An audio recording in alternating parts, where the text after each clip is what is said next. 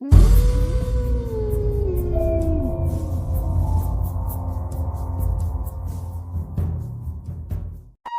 कहानी के लेखक है विजेंद्र कुमार कर्ण। ये कहानी एक सत्य घटना पर आधारित है, लेकिन हमने इसके जगह और पात्रों के नाम बदल दिए हैं। अजीब सा सन्नाटा होता है ना शमशान घाट में। गंगा के किनारे स्थित उस शमशान घाट में भी एक भयावह खामोशी थी। 3-4 लाशें थोड़ी थोड़ी दूरी पर जल रही थी। आग की लपटें मृत शरीर को जला रही थी और दुनिया के सबसे बड़े सत्य यानी मृत्यु को बता रही थी। जब तक हम जीवित रहते हैं तो जरा सा कहीं आग की लपटें छू जाए तो जान निकल जाती है, लेकिन मृत्यु के बाद तो पूरा का पूरा शरीर धीरे धीरे कर जलता रहता है और हम चुपचाप चिता पर लेटे रहते हैं। सूरज आहिस्ता आहिस्ता पश्चिम में डूब रहा था। 12 साल का दीपक शमशान में चुपचाप बैठा एक लाश को जलते हुए देख रहा था। लाश का शरीर धीरे धीरे राख हो रहा था और जैसे जैसे उसका शरीर राख हो रहा था, दीपक के हाव भाव बदलते जा रहे थे। उसके चेहरे पर तनाव आ रहा था, उसकी आंखें बड़ी होती जा रही थी और धीरे धीरे कर उन आंखों में लालिमा आती जा रही थी। लाल, सुर्ख लाल, खून की तरह लाल हो रही थी उसकी आंखें। अचानक वह जोर से चीखने लगा।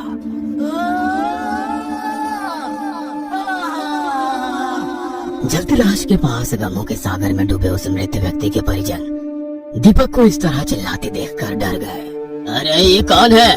कहाँ हुआ रे उसको? हमको नहीं पता दादा, पता नहीं कौन है। बाप रे, ये कैसे चीख रहा है? ऐसा लगता है कि कौन भूत घुस गया है इसका देह में। दीपक जो अभी तक केवल चीख रहा था, जमीन पर बैठे बैठे उसने अपने पैरों के नाखूनों को सामने के पत्थर पर रगड़ना शुरू कर दिया। वो रगड़ इतनी तेज थी कि उसके नाखूनों से खून निकलने लगा, लेकिन उसे शायद दर्द का एहसास नहीं था, तभी तो वो नाखूनों को लगातार रगड़े जा रहा था। पास बैठे लोग अब दीपक को देखकर और भी डर गए थे। अरे अरे, ये किसका बेटा है रे? हाफ माइंड है का? ये क्या कर रहा है? उस आदमी की बात पर दीपक ने उसे गौर कर देखा और उसके मुंह पर थूक दिया। अरे ये क्या कर रहा है तुम? मारेंगे एक थोपी, दिमाग सही हो जाएगा तुम्हारा। दीपक ने उस आदमी की बात का कोई जवाब नहीं दिया। वो अपनी जगह से खड़ा हुआ, अपने कपड़े फाड़ दिए और उस जलती लाश की ओर दौड़ पड़ा। दीपक उस चिता पर कूदने ही वाला था कि कुछ लोगों ने उसे पकड़ लिया। दीपक कुछ बोल तो नहीं रहा था, लेकिन गुस्से से वो सबकी ओर देख रहा था और मुंह से डरावनी आवाज निकाल रहा था। अचानक पता नहीं कहां से उस 12 साल के दीपक में इतनी ताकत आई कि वो उन सभी लोगों को जोर से धक्का दे दिया। वो फिर से चिता में कूदने ही जा रहा था कि राधे श्याम नाम का आदमी गगन काका के साथ वहां पहुंचा। दीपक, अरे ना बेटा ना। गगन काका ने अपने थैले से राखनुमा कुछ चीज निकाली और दीपक की ओर उछाल दिया। दीपक जमीन पर गिर पड़ा और तड़पते हुए शांत हो गया। पिताजी, ये देखिए, ये क्या मिला है हमको स्कूल में। अरे ये तो कौनो मेडल है। पिताजी, हम अपने स्कूल में टॉप आए हैं। टॉप? अरे टॉप मतलब हमारा नंबर सबसे ज्यादा है, जानते हैं? अब हमको स्कॉलरशिप मिलेगा, मतलब छात्रवृत्ति। सरकार हमको आगे की पढ़ाई का पैसा देगी। राधेश्याम अपने बेटे को बोलते हुए सुन रहा था और उसकी आंखें भीग रही थी। राधेश्याम और जानकी का इकलौता बेटा था दीपक। राधेश्याम और जानकी दोनों ही अंगूठा छाप थे और दूसरों के खेतों में काम करते थे। तमाम दिक्कतों के बावजूद वो अपने बेटे को खूब पढ़ाते, क्योंकि उन्हें पता था कि पढ़कर ही उसके बेटे की किस्मत बदल सकती है। दीपक हर शाम स्कूल की बातें अपनी माँ और पापा को जरूर बताता। सूरज ढल गया था, जानकी ने लालटेन जला दी थी। दीपक उसकी रोशनी में पढ़ रहा था। उसके बगल में ही राधेश्याम हाथ वाला पंखा जल रहा था। तभी जानकी हाथ में खाने की थाली लिए उसके पास आई और दोनों को इशारों से खाने के लिए कहा। राधेश्याम ने जानकी के हाथ से खाना ले ली, लेकिन दीपक ने कहा, अम्मा थोड़ी देर में खाते हैं, तुम खाना ढक कर रख दो ना। जानती हो आज हमको मास्टर जी क्या पढ़ाए? अब हमको कैसे पता होगा? हम कोनो स्कूल गए हैं का? मास्टर जी न्यूटन का तीसरा गति नियम बताए हैं। अब ये न्यूटन कौन है और वो क्या बताया है? माँ, वो बहुत बड़ा वैज्ञानिक था। उसका तीसरा गति का तीसरा नियम ही है कि हर एक क्रिया के बराबर और विपरीत प्रतिक्रिया होती है। मतलब हम कुछ भी करते हैं तो उसकी प्रतिक्रिया जरूर होती है। जैसे ही देखो, हम इस गेंद को यहाँ दीवार पर मारेंगे तो ये वापस हमारे पास आएगी। ये देखो आ गई ना। हम गेंद को दीवार पर फेंके, वो क्रिया हुई। और गेंद वापस आई उसे कहते हैं प्रतिक्रिया। अरे तुम्हारा ये न्यूटन जरूर भगवत गीता पढ़ता होगा, क्योंकि सब तो वही लिखा है, इंसान जो करता है उसका फल मिलता है, चाहे अच्छा हो या बुरा, कर्म फल जरूर मिलता है। भगवत गीता। यही आखिरी बातचीत थी दीपक की अपने माँ बाबूजी के साथ, क्योंकि उस रात के बाद तो सब कुछ बदल गया था। दीपक देर रात तक पढ़ा करता था। उस रात भी वो मन लगाकर पढ़ रहा था। तभी उसे लगा कि उसके कानों में कोई आवाज आ रही है, किसी के चिल्लाने की आवाज। कौन कौन है? दीपक को डर लगने लगा था, लेकिन फिर भी उसने उस आवाज को अनसुनी कर फिर से पढ़ाई करने की सोची। लेकिन अचानक से उसे लगा कि उसके शरीर में कोई प्रवेश कर गया है। उसके प्रवेश करने के बाद उसका खुद पर नियंत्रण नहीं रहा। वह जोर जोर से हंसने लगा, फिर हंसना बंद करके चीखने लगा। राधेश्याम और जानकी भागे भागे उसके पास आए।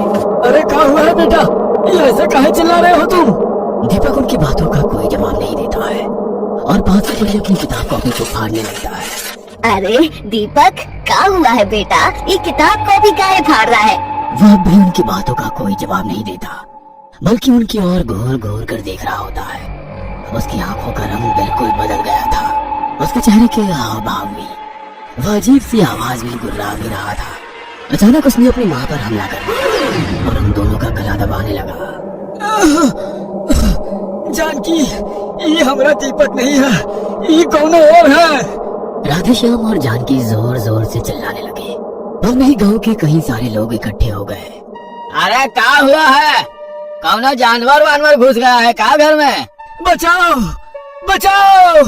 गांव वालों ने दीपक के घर का दरवाजा तोड़ा। लालटेन की रोशनी में उन्होंने जो देखा उसे देखकर सभी सहम गए। दीपक ने अपनी माँ को बुरी तरह घायल कर दिया था और वहीं चुपचाप सिर झुकाए बैठा था। गांव में सभी को पता लग गया था कि दीपक के शरीर पर किसी बुरी आत्मा ने कब्जा कर लिया है। गांव के गगन काका झाड़ फूक किया करते थे। उन्होंने कई बार अपने तंत्र मंत्र की शक्ति से भूत और प्रेत की व्याधि में फंसे लोगों को बचाया था। उनकी मदद ली गई, लेकिन गगन काका का भी मंत्र शक्ति दीपक की ताकत के आगे फेल हो गई। दीपक ने उन्हें बुरी तरह मारा। वो तो कई लोगों ने दीपक को पकड़ लिया, नहीं तो वो गगन काका को जान से मार देता। दीपक कभी लोगों पर हमला करता तो कभी खुद को ही मारने की कोशिश करता। ये बहुत ताकतवर आत्मा है और खूंखार भी। इससे निपटने के लिए हमको कुछ और चीजें चाहिए होंगी जो अभी हमारे पास नहीं है, और वो सब सामान जुगाड़ करने में कम से कम 2 दिन तो लगेगा ही। तब तक तुम लोग इसको बांध कर रखो, हम जल्द ही कुछ करते हैं। दीपक को बांध कर रखा जाने लगा, लेकिन पता नहीं उस दिन उसके अंदर कहां से हिम्मत आ गई और वो लोहे की जंजीर तोड़कर शमशान की ओर भाग गया।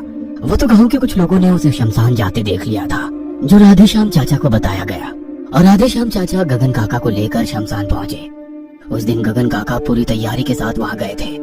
दीपक को घर लाया गया, उसे एक बार फिर से बांध कर रखा गया। गगन काका दीपक के पूरे घर में घूम रहे थे और पता नहीं क्या सूंघने की कोशिश कर रहे थे। साथ ही अपनी झोली में रखी राख को घर के अंदर फेंक रहे थे।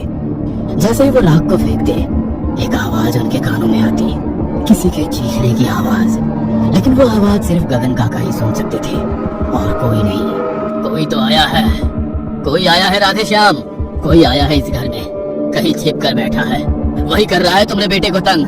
कौन आया है? ये हमको नहीं पता, लेकिन तुम्हारा बेटा ही उसे लेकर आया है, वो खुद नहीं आया। हम भी ना बड़ा होकर न्यूटन जैसा वैज्ञानिक बनेंगे। कितने काम की चीज बताया है उसने। हर क्रिया के विपरीत प्रतिक्रिया होती है, मतलब पढ़ेंगे तो पास, नहीं पढ़ेंगे तो फेल। स्कूल से लौटते वक्त दीपक यही सब सोचता हुआ घर की ओर आ रहा था। तभी उसकी नजर गांव के चौराहे पर पड़े उस नींबू और मिर्ची पर गई। पहले तो उसे समझ नहीं आया कि वो नींबू है, क्योंकि उस नींबू का रंग पूरी तरह लाल था। उस नींबू में कई सारी सोया भी चुभी हुई थी। पता नहीं दीपक के मन में क्या आया, उसने उस नींबू मिर्ची को हाथ में उठा लिया। हाँ, हर एक क्रिया के बराबर और विपरीत प्रतिक्रिया होती है। अगर हम इस नींबू मिर्ची को घर ले गए तो क्या प्रतिक्रिया होगी, कुछ होगी भी या नहीं? अगर होगी तो न्यूटन की बात 100% सही होगी, अगर नहीं हुई तो मास्टर जी को हम बोलेंगे कि न्यूटन ने गलत बात बताई है। पूरे घर को सूंघते सूंघते गगन काका की नजर दीपक के स्कूल बैग पर गई। थोड़ी देर वो स्कूल बैग को घूरते रहे, फिर उन्होंने बैग के अंदर हाथ डाला और नींबू और मिर्ची को बाहर निकाला। वो थी तो नींबू और मिर्ची, लेकिन अजीब मनुष्यत झलक रही थी उसे देखकर। राधेश्याम, ये किसी का उतारा किया हुआ नींबू और मिर्ची है, इसे तुम्हारा बेटा अनजाने में उठा लाया है और वो आत्मा इसके पीछे पड़ गई है। किसने किया है ये उतारा? ये तो हमको नहीं पता, लेकिन तुम्हारा बेटा अब कभी ठीक नहीं हो पाएगा। काहे कि उतारा को कोई काट नहीं सकता, कोई नहीं। तुम्हारा बेटा ने बहुत बड़ा गलती किया है। मनोज, तुम्हें कितनी बार कहा है कि शाम के समय घर के पिछवाड़े के उस पेड़ के पास मत जाया करो। काहे बाबूजी? अरे ये गांव है, तुम्हारा शहर थोड़े है। कहीं रात को कोई सांप वाप निकल आए या कोई जानवर ही निकल गया तो क्या करोगे? गांव के मुखिया सुरेंद्र नाथ ने शहर के हॉस्टल से छुट्टियों में घर आए अपने इकलौते बेटे मनोज को ये बात 10 बार से ज्यादा बार बताई थी, लेकिन पता नहीं मनोज को क्या धुन सवार थी कि वो बार बार उस पेड़ के पास चला जाया करता था। और एक रात, मालिक मालिक जल्दी चलिए, छोटे मालिक को कुछ हो गया है। वो अजीब आवाज अपना मुंह से निकाल रहे हैं, उनकी आंखें भी लाल हैं, उनके हाथ खून से भरे हुए हैं। मालिक कहाँ है मनोज? घर के पिछवाड़े के पेड़ के पास। वो अपने नाखूनों से पेड़ को लगातार खरोचे जा रहे हैं। हमने उन्हें पेड़ से अलग करने की कोशिश की तो उन्होंने हम पर हमला कर दिया।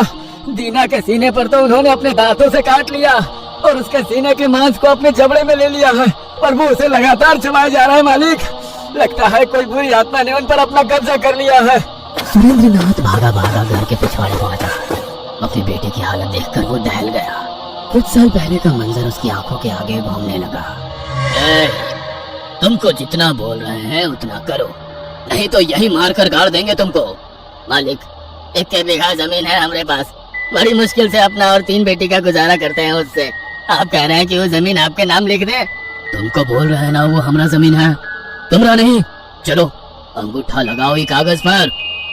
नहीं मालिक, हम ही नहीं करेंगे, जमीन हमारी माँ है, हमारा माँ को मत छीनिए हमसे। तुम ऐसे नहीं मानेगा, कोई बात नहीं, हमारे पास सब समस्या का हल है। सुरेंद्र नाथ ने उस गरीब रास बिहारी की हत्या कर दी। उसके मृत शरीर के अंगूठे से जमीन के कागज पर निशान लगवाया और घर के पीछे वाले हिस्से में उसे गाड़ दिया और अगली सुबह उस पर एक कांटेदार पौधा लगा दिया। सुरेंद्र नाथ ने रास बिहारी को मार तो दिया, लेकिन उसकी आत्मा उसके घर के पीछे हमेशा मंडराती रहती। रास बिहारी की आत्मा ने अब सुरेंद्र नाथ को परेशान करना शुरू कर दिया था। वो कभी उसके किचन में आग लगा देता तो कभी उसकी छाती पर सवार होकर उसका गला दबाने की कोशिश करता। एक बार तो उसने उसके अनाज के गोदाम में आग लगा दी। रास बिहारी की आत्मा का खौफ सुरेंद्र पर इतना पड़ गया था कि उसने एक तांत्रिक की मदद ली। वो भटक रहा है, वो अपना बदला चाहता है, लेकिन आप चिंता मत करिए, मैं उसे बांध दूंगा, मैं उसकी आत्मा को बांध दूंगा। आप लोहे की एक कील ले आ दीजिए, ध्यान रहे उस कील पर पूरी तरह जंग लगा हो। सुरेंद्र नाथ ने लोहे की जंग लगी कील का जुगाड़ कर दिया। तांत्रिक ने उस आत्मा को उस कील से बांध दिया और उस कील को जमीन में गाड़ दिया।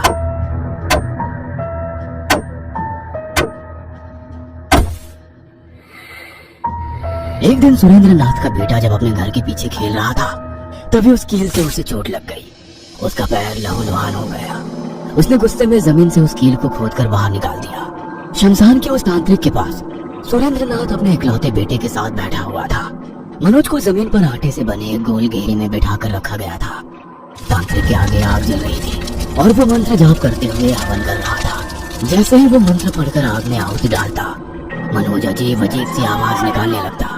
कुछ देर बाद वो किसी पानी कटे पंछी की तरह छटपटाने लगा और जमीन पर लौटने लगा। सुरेंद्र, ये आत्मा तुम्हारे बेटे को मारने पर उतारू है। हमारे बेटे को बचा लो, हमारा एक को बच्चा है, इसके बिना हम कैसे जिएंगे? इसको बचा लो, इसको बचा लो। सुरेंद्र, तुमको जो जो चीज लाने बोले थे वो लाए हो ना? सुरेंद्र ने हाँ में अपना सिर हिलाया। तांत्रिक ने उसे नींबू, मिर्ची, लाल रंग और सोया निकालने को कहा। इन सोइयों को इस नींबू पर चुबो दो और लाल रंग से इस नींबू को पूरी तरह रंग दो। तांत्रिक ने जैसा कहा सुरेंद्र ने कर दिया। तांत्रिक आंखें बंद कर कोई मंत्र पढ़ने लगा। उसके बाद उसने उन नींबुओं को हाथ में लिया और मनोज के सिर के चारों ओर घुमाने लगा। उसने 108 बार इस प्रक्रिया को दोहराया। 108वीं बार में मनोज का शरीर बिल्कुल शांत हो गया।